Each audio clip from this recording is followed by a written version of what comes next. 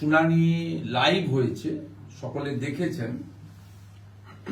তাতে খুব পরিষ্কারভাবে প্রমাণিত হয়েছে যে সুপ্রিম কোর্টে খুব দামি দামি লয়ার ইতিমধ্যে তো শত শত কোটি টাকা পশ্চিমবঙ্গের হসপিটালের জন্য উন্নয়ন না করে, চাকরি না দিয়ে, শুধু চুরি দুর্নীতিকে আটকানোর জন্য সুপ্রিম কোর্ট এবং হাইকোর্টে খরচ করা হয়েছে। ঠিক আজকে একইভাবে সর্বোচ্চ যাদেরকে প্রফেশনাল ফিস দিয়ে দাঁড় করাতে হয় তাদেরকে ওনারা দাঁড় করিয়েছিলেন মমতা বন্দ্যোপাধ্যায়, রাজীব কুমার, মনোজ বর্মাকে বাঁচানোর জন্য।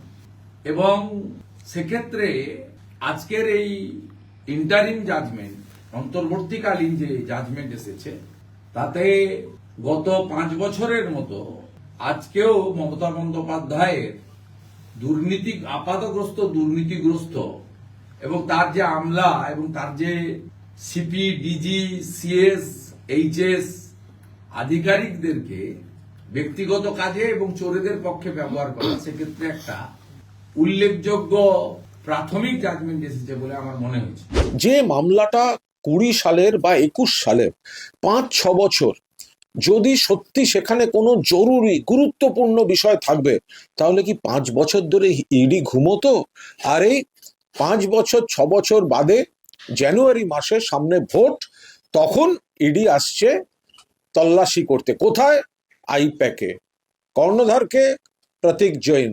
মামলার সময় কর্ণধারকে ছিল প্রশান্ত কিশোর।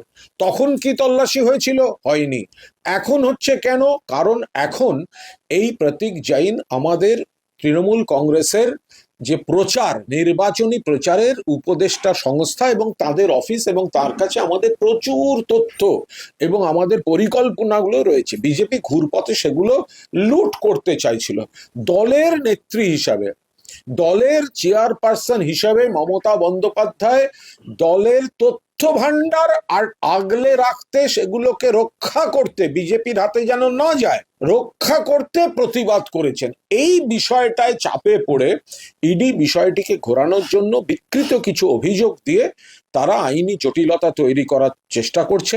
আদালতের প্রসিডিংস নিয়ে এই মুহূর্তে কোনো মন্তব্য করব না। আমাদের যেটা মূল বক্তব্য, আমরা তাতে অটুট আছি।